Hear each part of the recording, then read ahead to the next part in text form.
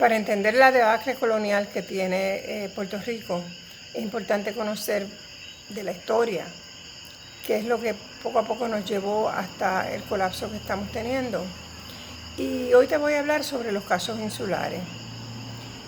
Esos fueron una serie de casos, una serie de demandas que fueron decididas en el Tribunal Supremo de los Estados Unidos, que prácticamente han determinado el derecho hasta el día de hoy.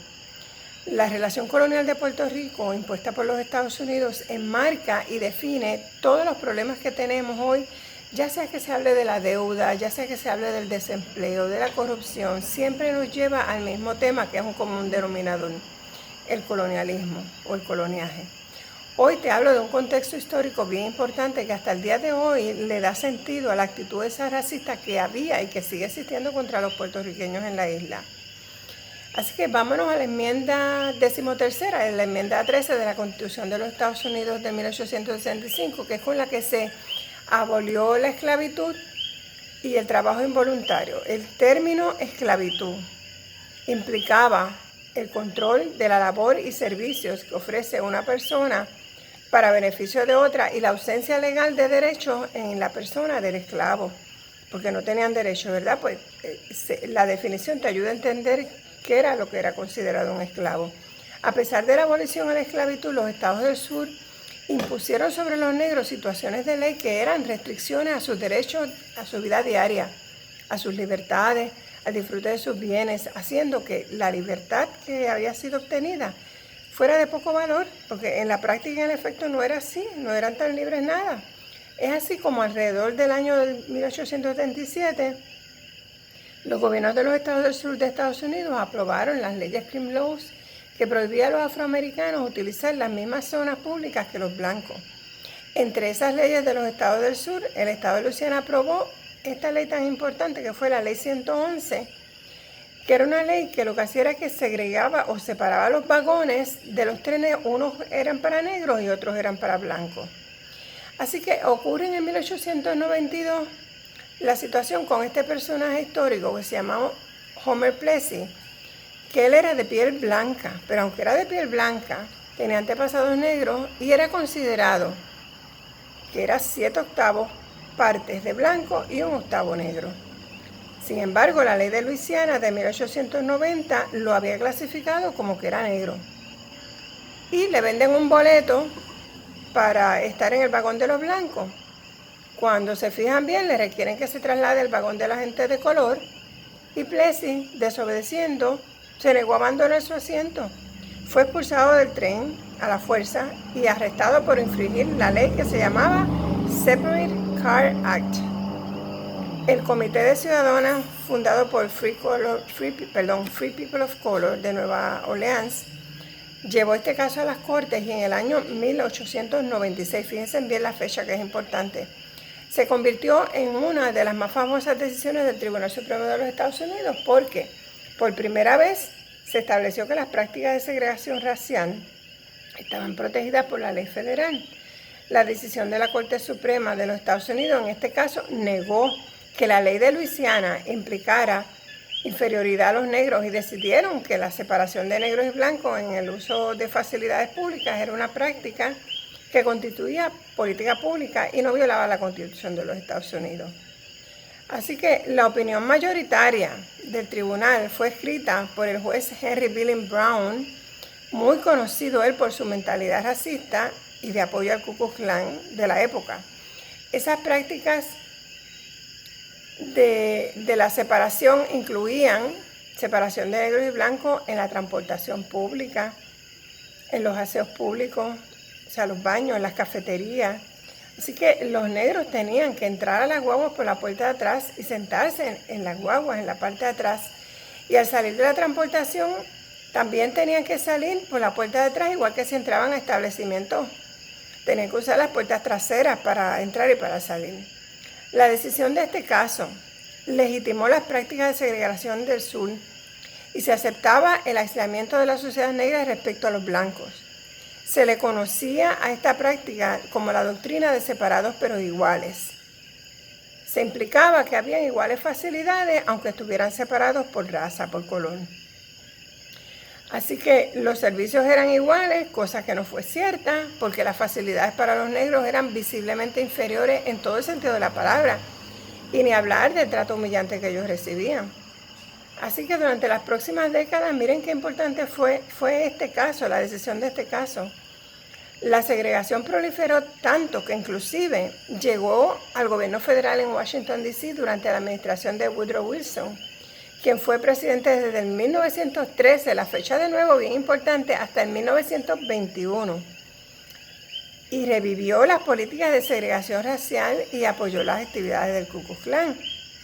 Así que la doctrina de separados pero iguales permaneció en las leyes estadounidenses hasta que se impugnaron en 1954 por decisión de la Corte Suprema en el caso Brown versus Board of Education.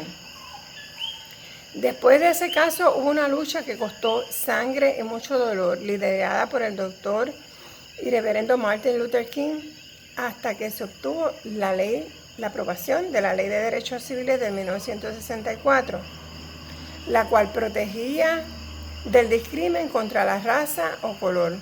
Aún después de 1964, continuaron muchas de las prácticas. Ejemplos de esta continuación de prácticas segregacionistas, o sea, divisorias entre blancos y negros, las vamos a ver en dos películas basadas en la historia real de los personajes principales.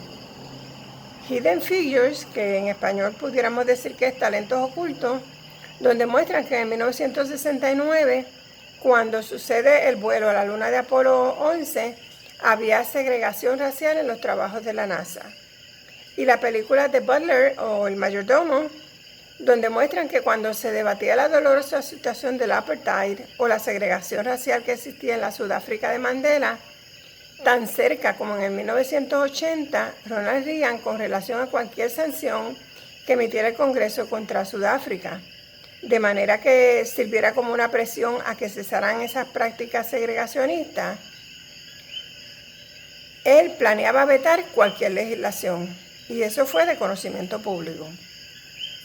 Este caso que les compartí fue decidido en el 1896 por el Tribunal Supremo de los Estados Unidos. Tan solo 2 años después, en el 1898, de esta decisión, Estados Unidos entonces invade por la fuerza a Puerto Rico. En el 1900, el Congreso impuso la ley Foraker para un gobierno civil. Sustituyó nuestra moneda por el dólar, reduciendo el valor del dinero puertorriqueño a un 40% de su valor, o sea que empobrecimos en automático en un 40%. Esta relación política impuesta por Estados Unidos trajo una serie de problemas a los comerciantes y a los ciudadanos de Puerto Rico, que terminaron en demanda en el Tribunal Supremo de Estados Unidos. En esta controversia, Estados Unidos no tenía idea clara de cómo iba a gobernar sus colonias, y la pregunta que se hacían ellos era si los habitantes de estas tierras tan extrañas iban a tener los mismos derechos que los ciudadanos de los estados. O sea, si allí donde ellos plantaron su bandera, la Constitución iba a seguir la bandera, si los derechos iban a ser iguales. Estas demandas, que tuvieron lugar desde el 1900 al 1922, se les conocen como los casos insulares, así les dije al inicio. Lo que este tribunal decidió en estos casos insulares ha sido, y es hasta el día de hoy que estamos grabando este video, la ley o el Estado de Derecho en el que se han fundamentado todas las decisiones posteriores que tienen que ver con la relación económica entre Estados Unidos y Puerto Rico. Este tribunal, así racista, dentro de un contexto histórico de racismo en los Estados Unidos y con un presidente racista, como lo fue Woodrow Wilson, y los posteriores no se quedaron atrás, fue el ambiente que propiciaron las decisiones nefastas a nuestra economía en unos tiempos donde el imperialismo era el motor del expansionismo de los Estados Unidos. Vamos a ver qué dicen estas decisiones, porque dicen hasta el día de hoy que Puerto Rico no es parte de los Estados Unidos, sino que es una posesión de ellos, es un territorio no incorporado, o sea que no hay posibilidades dentro de la mentalidad de ley de ellos de que venga alguna vez a la estadidad. Para eso tiene que estar incorporado, y que como tal la cláusula territorial de la Constitución de Estados Unidos es la que aplica a Puerto Rico, otorgándole todos los poderes plenarios al Congreso de Estados Unidos para discriminar en contra de Puerto Rico al establecer sus leyes y reglamentos. También esas decisiones dicen que no necesariamente la Constitución de los Estados Unidos extiende los derechos que tienen los ciudadanos norteamericanos, los habitantes de Puerto Rico, y que si nosotros queremos derechos tenemos que mudarnos a uno de sus estados. Dice además que Puerto Rico no puede discriminar contra el mercado interestatal de Estados Unidos, por lo que nos prohíben proteger nuestros productos hechos por manos de los puertorriqueños y con la consecuencia de que el mercado de Puerto Rico no es de los puertorriqueños, porque si no lo podemos controlar para nuestro beneficio y lo controla otro, en este caso, ¿verdad?, los Estados Unidos, pues no viene siendo nuestro mercado. Para efectos de esta legislación o de esta determinación donde Puerto Rico no puede discriminar contra el mercado interestatal de Estados Unidos, aunque no somos un estado, para estos efectos, en esta decisión se nos considera como si fuéramos un estado. Así que las decisiones son según le convengan al bolsillo de ellos allá. Lo otro es que Puerto Rico no puede hacer tratados comerciales con otros países, por lo que aparte de no tener nuestro mercado, tampoco podemos negociar con otros países ningún tipo de intercambio comercial para exportar nuestros productos, no pudiendo tampoco hacer un plan de desarrollo económico de nuestro país. La economía de Puerto Rico siempre tiene que trabajarse al margen de los tratados que ellos hacen allá, que no necesariamente son a beneficio de nosotros, al contrario, en las últimas 2 décadas esos tratados comerciales nos han hecho mucho daño, porque antes nosotros teníamos el mercado común con los Estados Unidos y ya eso no se tiene en la práctica. Así que en el 1917 aprueban las leyes Jones otorgando a Puerto Rico una ciudadanía. Esta ciudadanía, en el tiempo que se otorgó, solamente significaba posesión y protección. Por eso es que la ciudadanía que nosotros tenemos se le llama una ciudadanía de segunda clase, porque no garantiza los derechos que tienen los ciudadanos de los estados de Estados Unidos. También extendieron a Puerto Rico en 1920 la ley de cabotaje, la cual nos obliga a que para transportar nuestras mercancías por mar usemos los barcos de la Marina Mercante, que son los barcos más caros del mundo y que obviamente nadie usa. Tienen que ser tripulados por norteamericanos, así que los trabajos navales son de ellos. Nos prohíben tener tan siquiera astilleros para poder construir nuestros barcos o reparar lo que nosotros tenemos. Y es por eso que Puerto Rico tiene que enviar a Jacksonville las barcazas que van a Vieques y a Culebra para ser reparadas. Eso lo vimos con María. Y eso pues trajo unos problemas bien serios con los residentes de Vieques y Culebra. Así que en cuanto a beneficio a los puertorriqueños que vivimos en Puerto Rico, aun cuando pagamos el mismo costo de seguro que paga cualquier ciudadano que vive en los estados de Norteamérica, el Congreso establece en sus leyes y reglamentos un trato discriminatorio contra los ciudadanos que viven en Puerto Rico, poniendo en desventaja los beneficios de nosotros en relación a los beneficios que tienen los ciudadanos que viven en los Estados Unidos. Esto incluye seguro social, seguro por desempleo, Medicare y otros más. Así que repetimos que en la enmienda constitucional 13ª del 1865, donde se abolió la esclavitud y el trabajo involuntario, el término esclavitud implicaba el control de la labor y servicios que ofrece una persona para beneficio de otra y la ausencia legal de derechos para la persona del esclavo. En Puerto Rico, Estados Unidos controla la actividad de trabajo, salarios, beneficios. Se implantan modelos económicos, o mejor dicho, Estados Unidos implanta modelos económicos que sirven a sus intereses, sin que los puertorriqueños seamos escuchados, que podamos votar por los políticos de allá.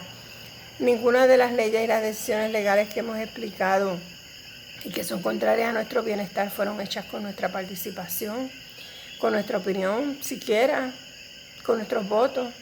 Y eso no es democracia. En las decisiones de los casos insulares, que es la ley al día de hoy, hay ausencia legal de los derechos como pueblo. Puerto Rico verdaderamente es tratado como un esclavo. Las actitudes del caso de Plessy versus Ferguson siguen vivas en pleno siglo XXI contra todo un pueblo, el pueblo de Puerto Rico. Así que hoy estamos viviendo prácticamente en el 1896, cuando se decidió ese caso, y esa mentalidad racista fue y sigue siendo aplicada en contra de nuestro pueblo. Muchísimas gracias por su atención y nos vemos en la próxima con un poquito más de información para entender lo que nos está pasando. Buenas noches.